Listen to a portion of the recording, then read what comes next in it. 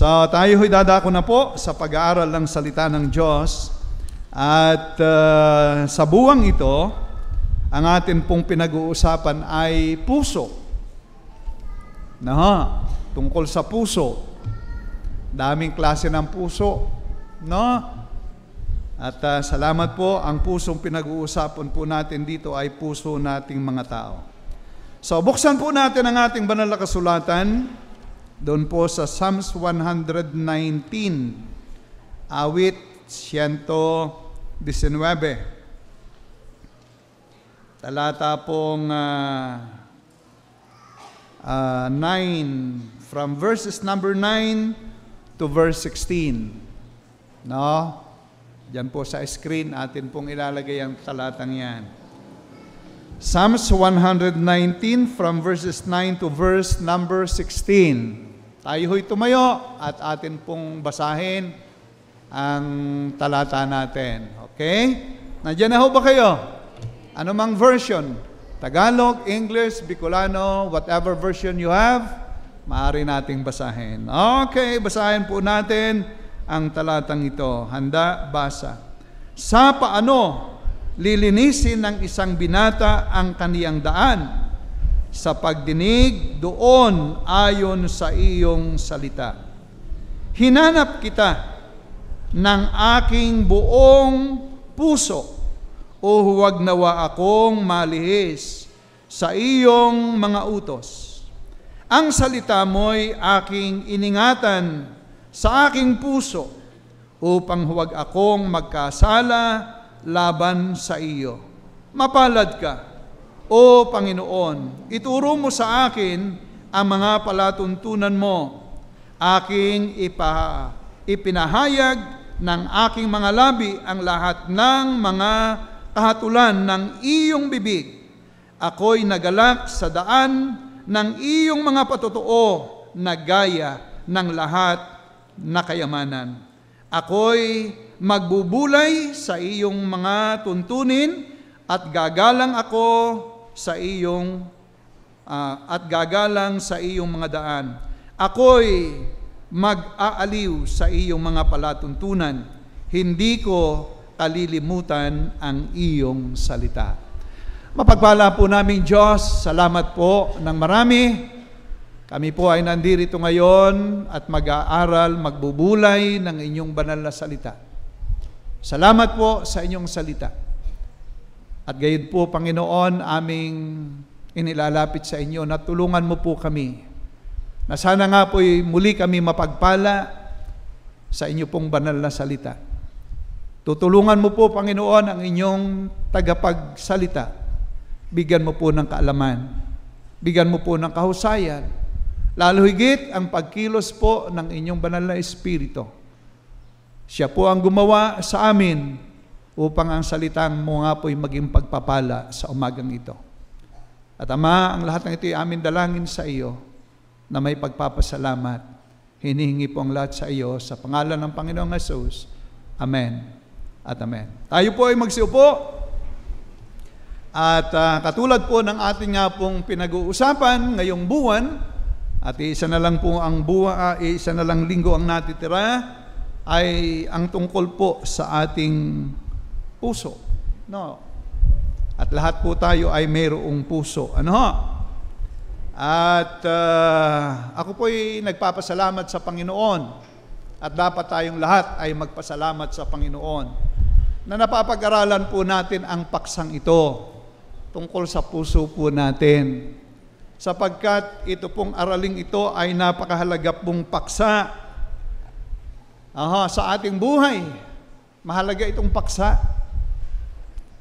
Okay? Kung kaya po dapat natin itong mabigyan ng attention para sa ganon ay atin pong malaman ang tungkol sa katotohanan ng ating puso at may ayos po natin naman ito sa tamang kalalagyan.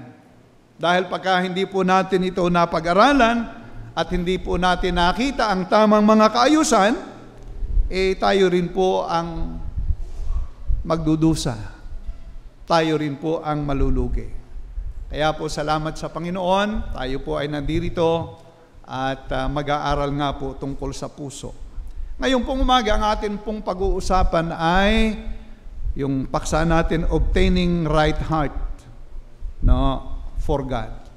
Pagtatamo ng tamang puso sa Diyos. Okay?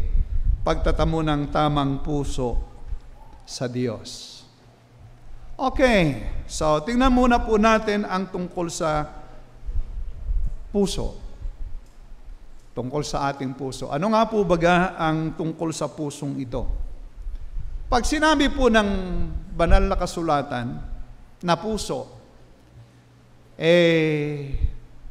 hindi po yan yung pusong tumitibok dito na nagpapump ng dugo. At yan po ay na-explain na noon pang nakaraang ilang linggo. Bagaman puso din yan. Puso din yan. Yan po ang literal na puso. No? Pero ang Bible po, pag sinabing puso, ay tumutukoy po sa atin pong pagkatao. Okay? Sa ating pagkatao. No? Katulad po ng sinasabi doon sa Proverbs 23:7, kung ano ang iniisip niya, ayaon siya. Sa verse 26, anak ko, ibigay mo sa akin ang iyong puso. So yan po yung set of our emotion, our desire, and even of our will. Kung akin pong titingnan yung mga binabanggit ng banal na kasulatan, kung paano po ito dinescribe, itong pusong ito ay, ito po ang sabi sa John 14 verse 6. Ito po yung set of grief. Upuan, ito yung tungtungan ng ating kalungkutan. The set of our joy. John 16:22. Ephesians 5:19. The set of our desire, yung ating kagalakan diyan nakasalalay, yung ating pagnanais diyan nakasalalay, sangayon sa Matthew 5:28, 2 Peter 2:14. Diyan din po nakasalalay yung ating affection, yung ating damdamin. Luke 24 verse 32, Acts 21 verse 13. Yan din po ang set ng atin pong perception, yung pagkaunawa, yung palagay. John 12:40, Ephesians 4 verse 18. Ito rin po yung set of our thought, ng ating pag-iisip. Dito nakasalalay yung pag-iisip natin. Matthew chapter 9 verse 4, Hebrews chapter 4 verse 12. Ito po yung set of our understanding. Matthew chapter 13 verse 15, Romans 1:21. The set of reason and power, Mark 7:2 verse 6, Luke 24:38. Yun pong imagination sa Luke 1:51. Yung conscience, Acts 2:37, 1 John 3:20. Yung intention, nabanggit na po natin ang Hebrews 4:12, 1 Peter 4:1. Yung purpose, Acts chapter 11 verse 23. 2 Corinthians 9:7, yung will, yung kalooban natin, Romans 6:17, Colossians 3 verse 15, even our faith, Mark chapter 11 verse 23, Romans 10 verse 10, Hebrews 3:12. No? Yan po yung sinasabing puso. Alam ko mabilis yung aking sinabi. No? But ang gusto ko lang sabihin sa inyo, ito po yung puso na kumukontrol sa atin. Ito po yung damdamin. Ito po yung nagdadala sa atin na tayo pupunta sa isang lugar. Ito ang gusto ko. Yun yung natitipuhan ko sa kulay ng damit. Yan ang gusto ko. Yan yung puso na tinutukoy ng banal na kasulatan. Kayo ba'y meron yan? Baka naman wala. Meron ba tayo lahat yan? Meron. Yan po yung sinasabi ng banal na kasulatan na puso. Kaya po napakahalaga po ng pusong yan. Okay? Napakahalaga. Pati yung mga bisita namin, palagay ko meron din kayong ganyang puso. Ano? Tama nga ba? Meron din? Meron. Lahat tayo meron. Ngayon, ang nais ko pong maintindihan din natin, examining from the light of the Scriptures about the condition of this heart, yung kung ito'y ating susuriin. No? Makikita po natin, dahil po tayo ay nagkasala. Nagkasala. Kayo ba'y naniniwalang kayo ay makasalanan? Nagkakasala tayong lahat. No? Sabi na banal na kasulatan, tayo pong lahat ay makasalanan. Romans 3:10 to 12, verse 23. Sabi po ron, tayo pong lahat ay naging makasalanan. Ang sabi po ng banal na kasulatan, ang naging likas ng pusong ito ay masama lamang na parati. Genesis chapter 6, verse number 5. Yan po ang sabi ng talata. Genesis chapter 6, verse 5. Tingnan po natin, basahin po ninyo para makita nyo kung ano sinasabi ng talata. Okay? At nakita ng Panginoon na mabigat ang kasamaan ng tao sa lupa at ang buong haka ng mga pag-iisip ng kanyang puso ay pawang masama lamang na parati. Tama ba yung talata na yon? Yun nga ba ang kondisyon ng puso ng tao? Oho. Yan po ang sabi ng banal na kasulatan. Ang haka ng puso ay pawang masama lamang na parati. Nagawa ng isang mabuti ang isang tao, but at the back of that purpose, meron siyang ginugustong iba. Tama? Karaniwan po. Tutulong sa iyo, pero inaasahan niyang isang araw, babayaran mo siya. Ganun ang tao. Okay. Doon din po sa Jeremiah 17 verse 9, na Jeremiah 17:9, sabi po, our heart is deceitful above all things and desperately wicked. Ang puso ay magdaraya ng higit kaysa lahat na bagay at totoong masama. Yan po ang sabi, totoong masama. Kaya po ngayon, nakikita po natin ang sitwasyon. Sabi rin po ng Mark 7:21 to 23, punong-puno ito ng masasamang bagay. Punong-puno. Aha. Okay. Sabi po, sapagkat mula sa loob, yan po sa Mark, mula sa puso ng mga tao, lumalabas ang masasamang pag-iisip, ang pakikiapid, ang mga pagnanakaw, ang mga pagpatay, ang mga sa kapwa-tao, ang mga pangangalo niya, ang mga kasakiman, ang mga kasamaan, ang pagdaraya, ang kalibugan, ang matang masama, ang kapusungan, ang kapalaluan, ang kamangmangan, ang lahat ng masasamang bagay na ito ay sa loob nagsisipanggaling at nakakahawa sa tao. Yan po yung puso. Yan yung puso. Tama ba yung sinasabi ng Bible? Tama. Okay? Kaya po, ang mundo natin ito ay very dangerous na pamuhayan dahil ng kondisyong yan. Kahit dito sa atin, sabi nga nung iba, mas safe ka pa sa bukid, sa bundok, sa gubat, kaysa sa bayan. Bakit? Gawa ng puso. Okay? Gawa ng puso ng tao. Yung pusong sinasabi ng banal na kasulatan. Okay? At wala pong exempted sa bahaging ito. Wala pong exempted sa bahaging ito.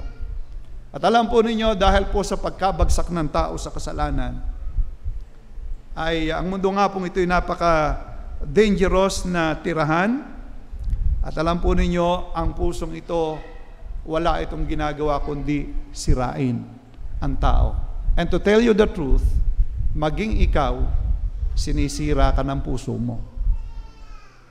Pag hindi mo mababantayan, sisirain ka ng puso mo. Tama? Dahil yung nature ng ating binasang talata, nasa sa atin yan eh. Pag hindi mo yan babantayan, wawasakin ka ng puso mo.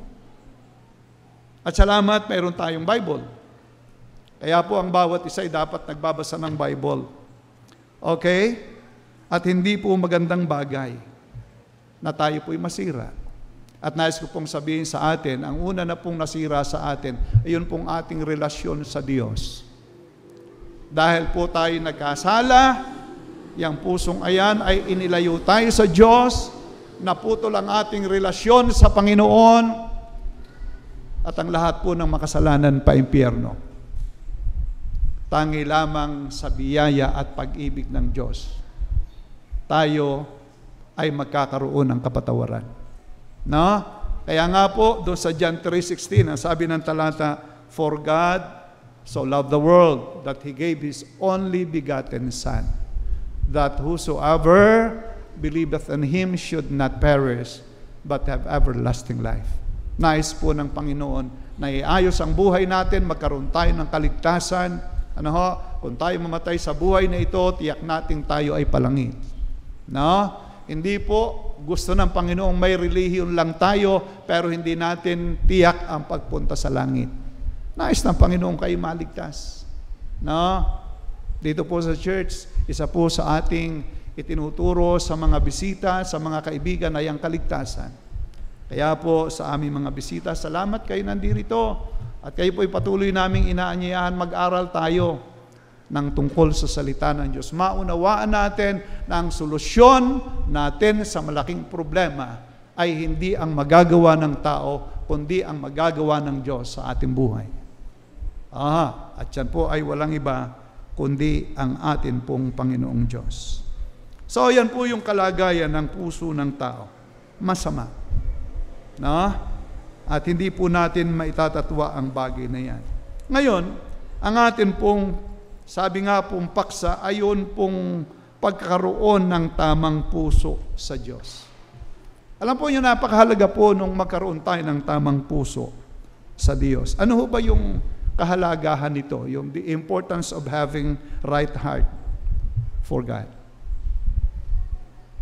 Na? Ano ba yung kagandahan noon? Alam po ninyo, sa akin pong pagbubulay, ay doon po natin makikita. Pag ang atin pong puso ay tama sa Diyos, doon po natin makikita at doon po natin madadama ang kabutihan at kagandahan ng ating Panginoong Diyos. Na? Alam nyo, kaya po tayo kahit na mga mananampalataya, minsan yung excitement, yung joy, patungo sa church, hindi tayo excited. Actually, ang bigat ng ating kalooban, ng ating papunta sa church.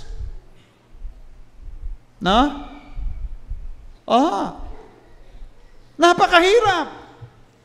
Bakit? Anong dahilan? Mayroong problema ang puso. Meron siyang priority iba. Tama? Pero sa oras ng iyong puso ay ayon sa Panginoon, palagi kang excited. Parang ang pagpunta mo sa church ay parang ikaw ay bibisitahin ng iyong mangliligaw na kursunada mo. No? Nagpaalam sa iyong manliligaw sa iyo, bukas ako'y dadalaw ha. Nako, sa gabi ngayon, hindi na yun makakatulog. Excited na yon. Ay bakit? Ay yung kanyang puso ay ayos doon sa darating. Alam po ninyo, pagka sa Panginoon ang ating pag-uusapan at ayos din po ang ating puso, excited din tayo. Amen? Excited ba kayo ngayon? Oo naman. Alam nyo, ganun po ang totoo nun eh. No? Parang nasakay sa eroplano, palagi nung una. Sabi ko yung una nakakasakay sa eroplano, yung first time na sumakay sa eroplano, yan ay nakaharap sa dingding at nakaumis. Nakasakay din sa eroplano. Panaginip niya yan eh. Kaya naaalala ko yung mga asawa ng pastor nung unang pumunta sa Hong Kong ba yun, sa Singapore, sama-sama silang lahat. No? Sayang-saya sila, parang nakawalang kung ano sa loob ng eroplano, ingay na ingay. Kung hindi sawayin ng mga stewardess doon, dahil tuwang-tuwa sila, nakasakay sa eroplano. Excited sila, 1 linggo pa hindi na mapakali. No? Dahil ang kanilang puso ay naroroon. Pero alam po niyo mga kapatid, sa oras na ang atin pong puso ay ayon sa Panginoon, palagi tayong excited para sa Panginoon. Tama po? Yes. Yan po At makikita nga po natin ang kagandahan ng Panginoon, ang kabanalan ng atin pong Panginoon. Inyo tingnan yung Romans chapter 12. Romans chapter 12 verses 1 and 2. Ang sabi po ng talata, I beseech you therefore, brethren, by the mercies of God, that ye present your bodies a living sacrifice, wholly acceptable unto God, which is your reasonable service. In other words, fix your heart. Ayusin mo ang iyong puso. Yan ang sinasabi rito. Pagandahin mo, itama mo ang iyong puso. And then, in verse number 2, ang sabi po ng huling bahagi, kung ayos na po ang ating puso, sabi po, upang mapatunayan ninyo kung alin ang mabuti at kaaya-aya at lubos na kalooban ng Diyos. Nakita ba niyo yung pangungusap na yon? Upang mapatunayan ninyo. Meaning to say, sa oras na ang puso mo hindi ayos sa Panginoon, hindi mo mapapatunayan ang mga bagay na kaaya-aya sa Panginoong Diyos. Amen? May balakid eh. May balakid. No? Oo. Pero sa oras na ang puso mo ay ayos sa Panginoon, merong excitement na nasa sa iyo. No, meron kang excitement sa mga gawain ng Panginoon. Hindi ka tatamarin. Ngayon, excited ba kayo? Hindi na makaimik. Okay. At alam po ninyo, napakarami mga bagay ang gagawin nito sa atin. Doon natin mapifeel yung mga promises ng Panginoon Diyos. Doon sa Hebrews chapter 11, naroroon po yung mga heroes of faith. No?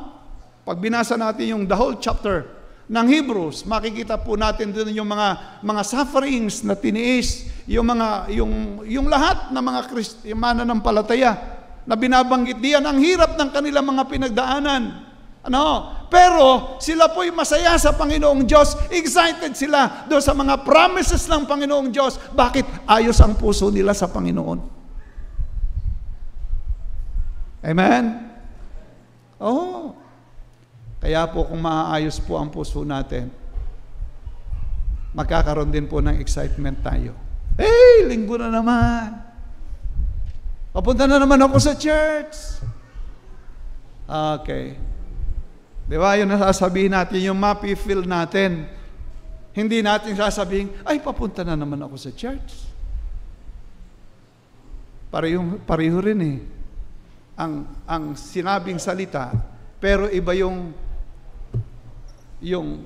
damdamin ng isa kaysa sa doon sa isa. Papunta na naman ako sa church. Nakangiti pa yun. Yan naman isa, papunta na naman ako sa church. Ang bigat. Kaya po mga kapatid, napakaganda po na tama ang ating puso sa Panginoon. Amen po? At tama lang naman talagang ating iayos. Sapagkat nakita na natin sa ating pag-aaral sa banal na kasulatan kung ano yung mga biyaya na ating tinanggap sa Panginoong Diyos, tayo pinatawad sa ating kasalanan, yung lahat ng ating kasalanan inalis na sa atin. Yung dati hindi tayo anak, tayo ngayon anak. Yung dati wala tayong pag-asa, tayo meron ng pag-asa. Yung hindi natin alaman ang pagpunta sa langit, naintindihan na natin na pag tayo nawala rito, tayo papunta na sa langit. Napakaraming mga bagay na sinasabi ng banal na kasulatan na magbibigay sa atin ng excitement. Yun ay kung ayos ang puso. Kaya po dapat ayos ang ating puso. Mga kapatid, tayo na may naniniwala sa Bible Di ba? Tayo naniniwala naman dito lahat ng laman nito totoo. Dahil ang Holy Spirit ang author nito. At lahat naman sinasabi rito, kung tayo maayos na Kristiyano, pabor naman lahat sa atin. Pero may isang araw, babaguhin yung ating mga katawang may kapintasan. Pagagandahin ka ng Panginoon, wala ka ng napakaganda mo. Sabi ng 1 Corinthians, chapter 15, pag binasa nyo yan, lahat ng kapintasan mawawala na.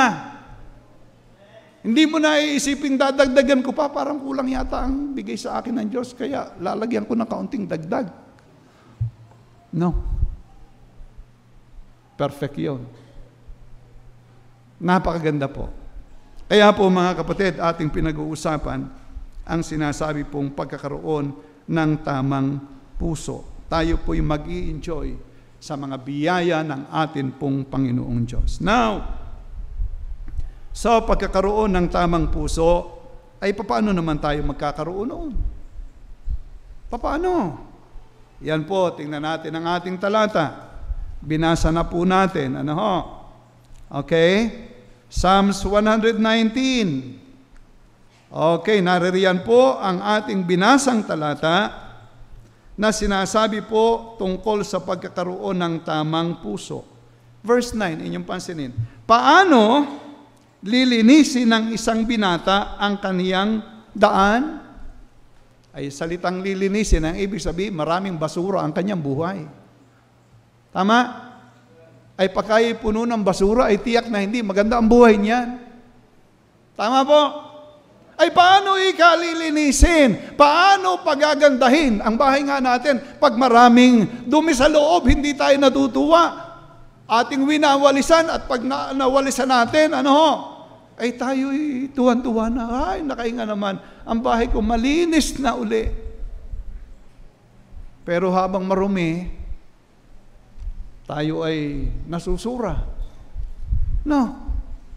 Ang sabi rito, paano lilinisin ng binata ang kaniyang daan? Okay? Ang sabi ng talata rin pong ito, sa pagdinig doon ayon sa iyong salita.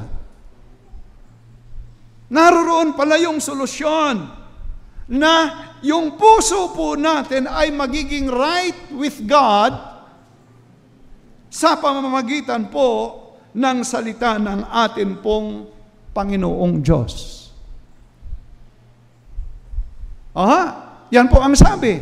Doon po sa John 15 verse 3, tinin niyo ang sabi ng ating Panginoong Jesus. John 15 verse 3. Okay? Kayo'y malilinis na sa pamamagitan ng salita na sa inyo'y aking sinalita. Yun pong palang salita ng Diyos ay panglinis. Amen? Okay. So yan po ang sabi ng talata. Ito po'y panglinis po natin. At ito pong salitang ito, sangayon sa verse 119 verse 11, ito pong salitang ito ng Panginoong Diyos ay mayroong kapangyarihan. Tingnan ninyo, ang salita mo'y aking iningatan sa aking puso upang huwag akong magkasala laban sa iyo. Napakalinaw Ang salita mo'y iningatan ko sa aking puso upang huwag akong magkasala laban sa iyo. Abay, may kapangyarihan po ang salita ng Diyos. No? Pipigilan ka nito para hindi ka magkasala, para hindi ka malungkot, para hindi mawasak ang buhay mo.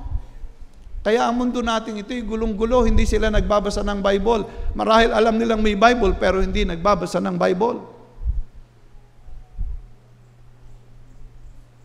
Iyon ang problema ng ating mundo. Tingnan po ninyo ang Hebrews chapter 12. Wag muna yon. Tingnan po natin yung Psalms 100, verse 97 to verse 100. 119. Tingnan po ninyo. Para makita nyo, makumbinsi kayo tungkol sa salita ng Diyos. 97 to verse 100. Psalms 119. Nakita na ho ba nyo?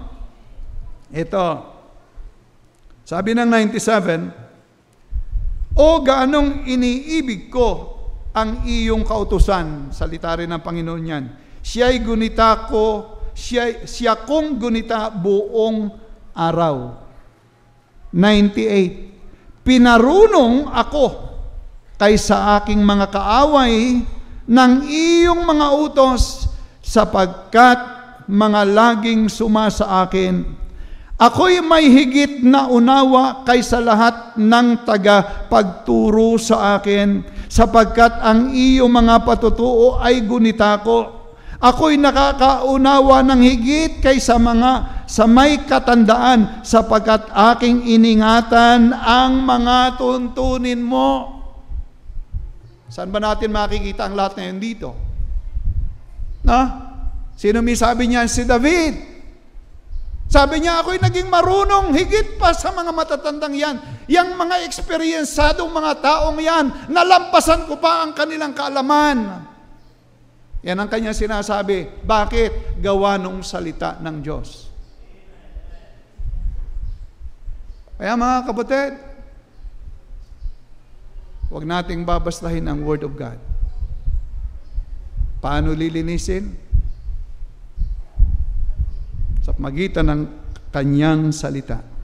Sabi ng Hebrews chapter 4 verse 12, itong salita ng Diyos ay sharper than two-edged sword. Basahin natin. Sapagkat ang salita ng Diyos ay buhay at mabisa at matalas kaysa alinmang tabak na may dalawang talim. Kahit na alin pang tabak diyan, sabi, mas matalas ang salita ng Diyos. Nanunood ako ng mga kutsilyong ipinakikita doon sa TV, yung panggayat ng kamatis, iniitsa lang yung kamatis, talagang biak ng biak. Sabi ko, ano kang pagkatalas noon? No. Si Brother Buji, may napakatalas na kutsilyo. Panghiwa ng baka. Pero ang sabi diyan, kahit na gaanong katalas yan, ang salita ng Diyos ay mas matalas. Tingnan ninyo. At may matalas kaysa alinmang tabak na may dalawang talim na bumabaon. Tingnan nyo ang kapangyarihan nito hanggang sa paghihiwalay ng kaluluwa at ng espiritu. Yung gang inyong itak ay nakakapaghiwalay ng kaluluwa at espiritu. Aba, ay walang tatalas kisa riyan ng mga kasukasuan at ng utak at madaling kumilala ng mga pag-iisip at ng mga haka ng puso. Ay ganun katalas yan. No. Ganun katalas ng salita ng Panginoon.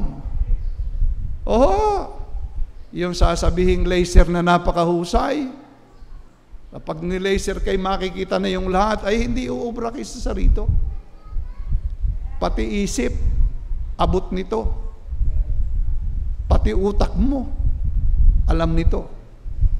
Kaya po ang sabi ay ang salita ng Diyos ay napakahalaga. Ito po yung means natin.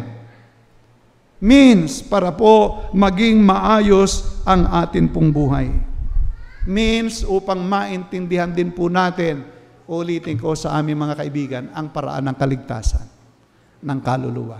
Alam nyo, ang napakarami mga tao may relihiyon pero hindi ligtas. Anong relihiyon mo? Ay, ako'y ganito. Pero ikaw ba'y tiyak na palangit? Hindi ko alam. Wala nakakatiyak niyan. Yan ang sabi ng mga tao. No? Pero pagka ating binasa ito, makikita natin, si Kristo pala ang paraan ng kaligtasan, hindi pala yung aking relihiyon, hindi pala yung aking pagpapakabuti, hindi pala yung aking mga abuloy na ibinibigay, kundi ang Panginoong Jesucristo pala ang paraan ng kaligtasan. Siya yung namatay doon sa krus ng Kalbaryo, binayaran ang kasalanan ko. At ang sino mang sumampalataya ay pinatatawad at ligtas. Amen. Okay. So, yan po yung means. Salita ng Diyos. Ngayon, ito pong salita ng Diyos na ito ay nabanggit na nga po natin dito, nililinis. Ngayon, ito pong salita ng Diyos na ito, ay masasabi rin po natin ito ay moldihan ng atin pong buhay. No? So, ito pong salita ng Diyos ay moldihan or matrix or mold to have a developed heart, right heart for God. Tingnan po uli natin ang ating talata. Psalms 119, no? From verses 9 to 16. Binasa na po natin. Naririyan po ang sabi, paano lilinisin ng isang binata ang kanyang daan sa pagdinig ng iyong salita? Hinahanap kita ng aking buong puso, huwag nawa akong malihis sa iyong mga utos. Ang salita mo'y aking iniingatan sa aking puso upang huwag akong magkasala laban sa iyo. Ngayon, sinasabi po natin ang salita ng Diyos, ang siyang solusyon. Ngayon, ano ang gagawin natin sa salita ng Diyos na ito? Nabanggit ko na po na ang salita po ng Diyos, ang matrix or mold para ma-develop ang buhay natin. Okay? Ano po ang ating gagawin sa salita ng Diyos? Tingnan po natin ang sabi po ni David. Sa verse 11, number 1, naririnig na yung salita ng Diyos. Lahat tayo mayroon ng Bible. Lahat ba ng miyembro may Bible na? Hindi ba naiiwan sa church? Baka dito pinatutulog. Minsan ako may nakikita ang Bible dyan pakalat-kalat, dito nagbo-board yung Bible niya. Okay. So, ano po yung gagawin natin? Kung ito po yung moldihan ng ating buhay, anong gagawin natin sa salita ng Diyos? Tingnan po natin ang sabi ni David. Ano yung ginagawa ni David? At ang kanyang buhay ay naging maayos. Ako po'y naniniwala na ito pong David na ito, bagaman hindi po perpektong tao, alam natin na siya po ay nagkasala, pero nung siya po ay lumago sa kalaman ng Panginoong Diyos, siya po ay naging matatag na hanggang sa kahuli-hulihan ng kanyang buhay. Now, tingnan po natin, ano ang gagawin natin para mamold tayo at maayos ang buhay natin para tayo maging right sa Diyos. Verse 11, ang salita mo'y aking iningatan sa aking puso upang huwag akong magkasala laban sa iyo. Ano ang ating kinakailangan gagawin? Una, we ought to memorize the Word of God. Memorize the Word of God in our hearts. Kaya po, lagyan po natin ng maraming load ang ating buhay ng salita ng Diyos. Kargahan natin ng kargahan ang ating buhay ng salita ng Diyos. Magsaulo tayo ng magsaulo ng magagandang mga talata. Ang lahat naman niya ay magaganda mula sa salita ng Diyos upang sa ganun ang buhay na ito ay maging maayos. Yun ang sabi Yun ang observation, yun ang finding ni David. No? Paano lilinisin? Sabi niya, sa magitan ng iyong salita. So, kargahan ko ang aking sarili, lagyan ko ng maraming salita ang aking buhay, saluhin ko ang mga salita ng Diyos para sa aking protection. Amen? Meron pong isang observation tungkol sa muscle. Ano yung muscle sa Tagalog? Yung mga nasa dagat na mga tahong, yan. Yan. Alam po nyo, inabuka rin. Nabukas din yan. Pag ako'y nanonood doon sa TV, ako mahilig manood at ino-observe ko. Meron hong mga parasites na umaatake riyan. Pero yan daw po'y inaatake pagka nakabukas. No? Pagka yung mga tahong na yan ay naging careless sa kanilang sarili, parang walang umaatake sa kanila, palagi lang. Minsan nagiging kampante, minsan aatakihin nila ang biglayan at papasok doon at patay siya. Kaya po naman, tayo rin pagka wala tayong salita ng Diyos, madaling-madali tayong atakihin ng kaaway. Wala tayong panglaban wala tayong naiintindihan. Hindi natin binabasa ang salita ng Diyos, kaya wala tayong proteksyon. Na? Kaya nga, pagka naligo sa dagat, anong ipinapahid sa katawan? Para hindi daw mangitim. Si doktora, alam niya sa kasiglo. Sunblock. No? Sunblock, no? Para daw mablock yung mga kung ano. Tayo, pagka tayo puno ng salita ng Diyos, ibablock ng salita ng Diyos yung puso natin sa kasalanan. Subukan nyo kayo palagi magbasa ng salita ng Diyos. Punuin ninyo ang inyong buhay ng salita ng Diyos. Makikita nyong malayo kayo sa kasalanan. Amen? Pero pag tayo hindi nagbabasa ng salita ng Diyos, hihila-hilahin tayo ng mundo. Wala tayong naiintindihan Okay. Number 2. No? Sa Ephesians, bago ang number 2, 6:10-18, naroon, ikarga ninyo, ang sabi ron, taglayin nyo ang buong kagayakan ng Diyos upang kayo magsitatag laban sa lalang ng dyablo. Doon po sa Philippians 4:8. Tingnan natin. Alam ko maganda yung talata sa Philippians 4:8. No? Anong sabi ng Philippians 4:8? Katapos-tapusan mga kapatid, anumang bagay na katotohanan, anumang bagay na kagalang-galang, anumang bagay na matuwid, anumang bagay na malinis, anumang bagay na kaibig-ibig, anumang bagay na mabuting ulat, anumang kagalingan, anumang kapurihan, ay isipin ninyo ang mga bagay nito. Puro magagandang bagay ang binabanggit ng talatang ito at yan ay ma-appreciate mo pagka ikaw ay puno ng mga biyaya ng katotohanan ng salita ng Diyos. So number 1, memorize the Word of God. Verse 12. 119 verse 12. Mapalad ang tao. Hindi pala ganun. Mapalad ka, O Panginoon. Ituro mo sa akin ang mga palatuntunan mo. Blessed art thou, O Lord. Teach me thy statutes. So, anong nakikita natin dito kay David? Teach me thy statutes. So, ituro mo sa akin ang iyong mga palatuntunan. So, una, we ought to memorize the Word of God. Number 2, we ought to personalize the Word of God. Personalize, maging iyo. Gawin mong iyo. Iyuhin mo, angkinin mo ang salita ng Diyos. No? Iyuhin mo ang salita ng Diyos. Binasa mo, Panginoon, ito'y para sa akin Kaya nga po, sa pagbabasa ng Bible, meron tayong 5 tanong. Ano nga ba yung 5 tanong na yun? Ano ba yung ipinagbabawal ng Diyos sangayon sa talatang ito? Ano ba yung iniuutos ng Panginoon mula sa talatang ito? Ano ba yung mga promises ng Panginoon sangayon sa talatang ito? Yun daw po ay iyong iiyuhin. Yung huwag, sabihin mo para sa akin yun, huwag, sabi ng Panginoon. Gawin mo, sabi ng Panginoon. Para sa akin, gawin ko yun. Yun po yung sinasabi natin. Kaya po, upang maprotektahan tayo, makapag-develop tayo ng isang pusong maayos, ay ating gagawing personal ang Word of God na yan para sa atin. Pagkaya'y atin meron ka ng gwardya.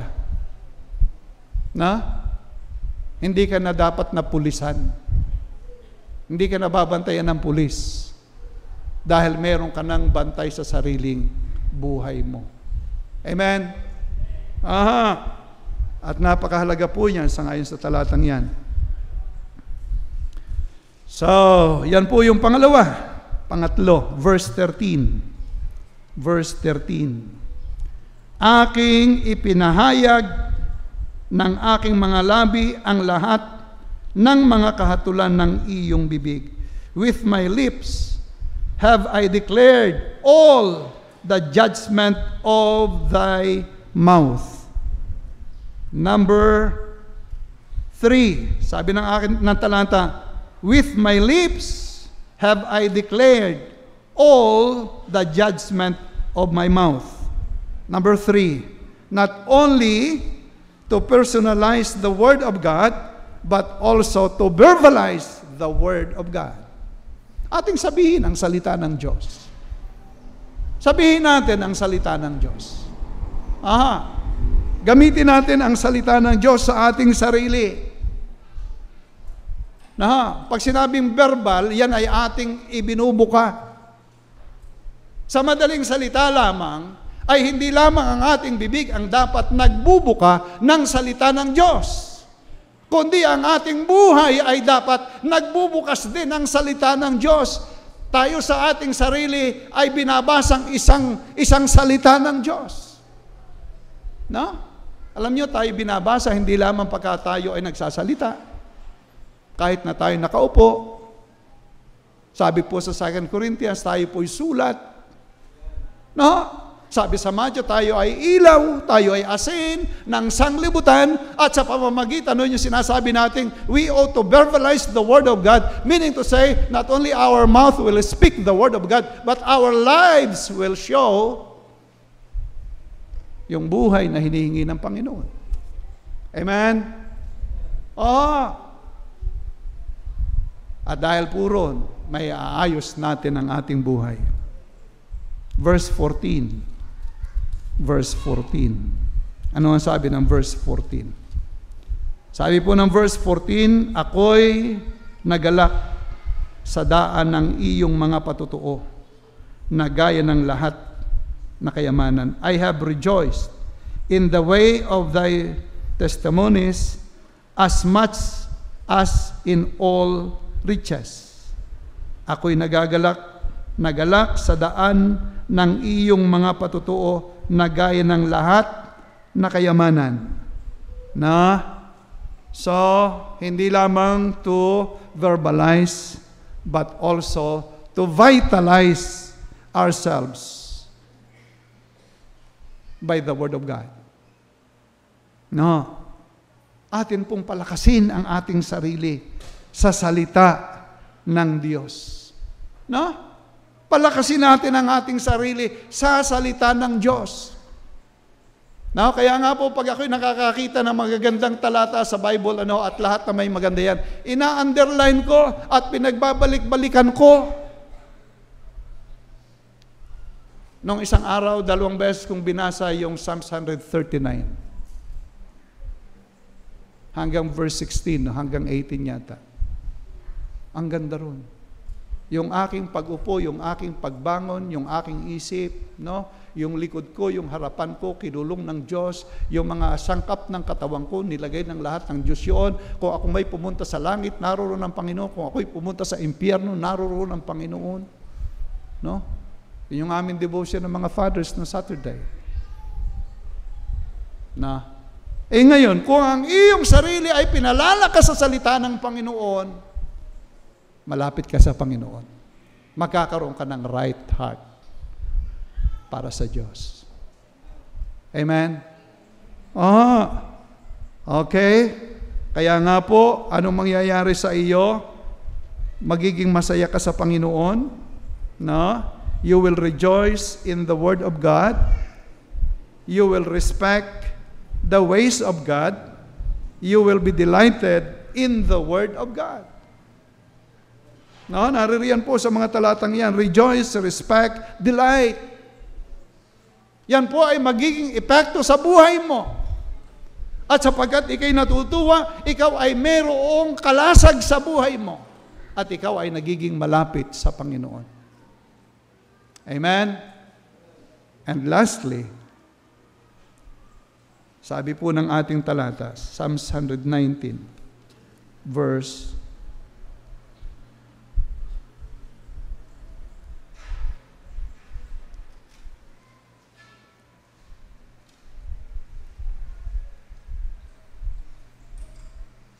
15. Sabi po ng talata, ako'y magbubulay sa iyong mga tuntunin at gagalang sa iyong mga daan. Sabi ng English, I will meditate in thy precepts and have respect unto thy ways. I will meditate. So, anong sunod? Not only you will verbalize, not only you will vitalize, but number 5, you will internalize the Word of God in your life. Now, sabi po rito, meditate. Meditate. No? Pag sinabi pong ikaw ay nagbubulay, ay hindi ka dalas-dalas na bumabasa ng salita ng Diyos. Para lang masabi, nakatapos ako ng 5 chapters. Hindi naman naintindihan. Wala namang nakuhang katas. Pero yung sinasabing binubulay mo ang salita ng Diyos, kahit na isang talata, pag binulay mo, kinakatas mo, nauunawaan mo ang salita ng Diyos at nag-i-enjoy ka, yun pala ang ibig sabihin noon. Yun po ang sinasabing internalization. Binubulay mo. Nabanggit po natin yung kabayo, kalabaw, aywan ko ang kabayo, ang kalabaw, baka. Yan po, ako'y familiar dun dahil meron kaming baka, meron kaming kalabaw. Tatay ko nag-aalaga noon, no? Dinadala namin sa damuhan, pagtapos sa tanghali, tatali sa punong kahoy, doon sa ilalim, sa lilom. Minsan nakahiga, minsan nakatayo. Pag pinagmasdan niyo ang kalabaw o baka, nguya na ng nguya. Sabihin niyo, ano kang kinakain ito? Pero hindi kinakain talaga yun. Yung cud na kanyang kinain, inilalabas uli niya yan.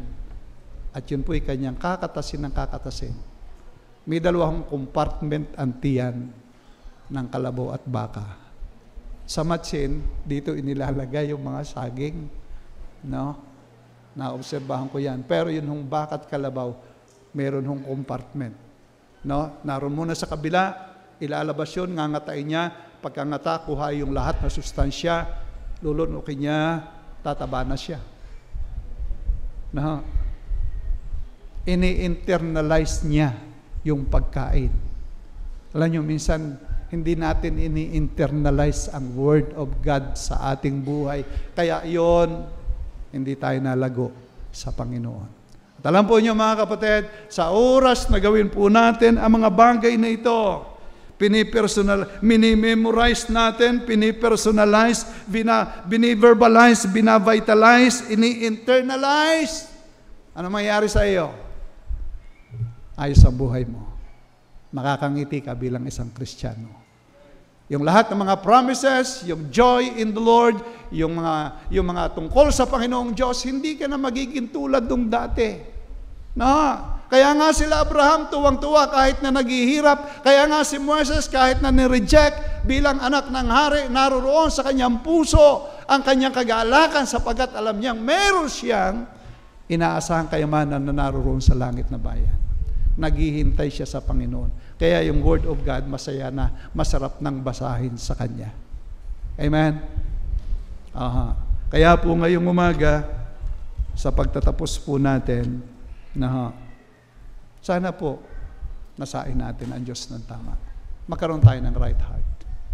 Tayo po'y manalangin. Dakila po namin Diyos, aming Ama, salamat po sa iyo ng marami. Salamat po na ang inyong salita ay bukas sa amin. Napakahalaga po nito. Salamat po ang inyong salita, maging ang aming nga pong puso ay binabanggit nito. Yung puso ng aming buhay, ng aming pagkatao. At salamat po, mayroon pong solusyon. Katulad po ng binanggit ni David, naroon po ang magagandang bagay na dapat naming makita sa aming buhay. Kayo ang nakakakita, Panginoon, ng aming buhay, kung right kami sa iyo o hindi. But Lord, ang panalangin namin, nawa nga po ang puso namin ito'y magkaroon ng pagiging kauhawan sa iyo. Maging ayos nawa ang puso namin sa iyo. Tulungan mo po kami. Sapagkat doon nga po namin madadama ang isang kasiyasiyang buhay, ang napakagandang buhay sa piling mo. Marami na mga araw ang dumaan sa amin, pero hindi namin nararanasan yung joy ng spiritual na buhay namin sapagkat hindi po kami malago sa inyong salita. Nag-aral kami, nakapakinig kami, at nawa nga po, Panginoong Diyos, gawin namin ang bahagi namin para sa iyo. Dinadalangin din po namin ang aming mga kaibigang naririto.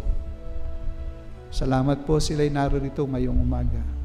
Tulungan mo rin po, O Diyos, makita nila sa kanilang buhay na hindi po relihiyon, hindi po kayamanan, hindi po pagpapakabuti ang paraan ng kaligtasan, kundi ikaw sang-ayon sa iyong salita. Ang Panginoong Hesus ay namatay doon sa krus upang bayaran ang aming kasalanan. Salamat po, Panginoon. Kayo ay nagpapatawad sa kanino mang tatanggap sa iyo. Tulungan mo rin po ang aming mga kaibigan. At kayo po ang kumilos ngayong umaga sa amin. Habang tayo po'y nakatungo, nakapikit po ang ating mga mata sa aming mga kaibigan. Kayo ba'y ligtas na? Tiyak na ba niyong kayo ay may buhay na walang hanggan? Tiyak na po ba niyong kayo napatawad na ng inyong kasalanan? Ngayong umaga, nais kong sabihin, ang Panginoon ay naririyak, naghihintay sa inyo na sabihin niyong, yes Lord, ako po'y makasalanan. Tinatanggap kita na ikaw nagdusa, nagbayad ng aking kasalanan. Pumasok ka po sa aking puso para sa aking kapatawaran at kaligtasan ng aking kaluluwa. Ngayong umaga, tatanggapin kita, Panginoon, sa puso ko. Meron bang ganyan ang panalangin? May I see your hands? If you want to receive the Lord Jesus, if you want to experience forgiveness from all your sin, ang ating Panginoong Hesus ang solusyon. Meron po ba magtataas ng kamay? Meron po ba? Amen. Meron pa po ba? Gusto mong maligtas? Hindi religion, relasyon sa Panginoon ang kaligtasan. Meron po ba? Sa mga mananampalataya, nag-aral tayo. Salamat po. Ang puso ko'y hindi tunay na ayos. Pero salamat po ako'y napaalalahanan. Lord, tulungan mo po ako na magkaroon ako ng maayos na puso upang sa ganon maranasan ko ang isang masayang buhay sa iyo. Yung hindi ako nabibigatang pumunta sa church, yung hindi ako nabibigatang magbasa ng inyong salita, sa halip ay ako'y nananabik na basahin ito, saliksikin ito. Panginoon, gumawa po kayo sa buhay ko. Is that your prayer this morning? Meron bang ganyan ang panalangin ngayong umaga? Kung yan ang iyong panalangin, why don't you stand and pray to the Lord? Lord, salamat po sa iyo. Amen. Salamat po. Panginoon, tulungan mo po ako maging maayos ang puso ko. Huwag nawa po ako manatiling ganito na lang ang buhay ko, walang kagalangan sa iyo, walang appetite na makinig ng inyong salita, walang appetite na mag-ayos ng buhay. Lord, ngayong umaga, naririto po ako. Yan ba'y panalangin mo? Why don't you stand and pray to the Lord for help? Meron pa po ba? Diyan sa taas, meron bang tatayo sa ating nasa kaliwa, dito sa auditorium? Alam ng Panginoon ang pangangailangan mo, ang iyo lang kinakailangan, umarap ka sa Diyos. Umarap tayo sa Panginoon. Yes, Lord. Salamat po. Meron pa po ba? Meron pa po ba? Bago tayo magwakas. Dakila po namin Diyos, salamat po. Ako po'y naniniwala ng inyong salita po'y naipahayag. Tulungan mo nga po, Panginoon, kami na kami nga po ay magkaroon ng maayos na puso sa iyo. At Ama, nakikita mo po ang mga anak mong nakatayo. Alam ko sila'y nananalangin. Humihingi po ng tulong. Marahil ang iba rin ay nakaupo. Kayo rin po ang tumulong. Salamat aming Panginoon. At ito po'y aming inilalapit sa iyo na may pagpupuri, pagpapasalamat sa pangalan ng Panginoong Jesus. Amen at amen.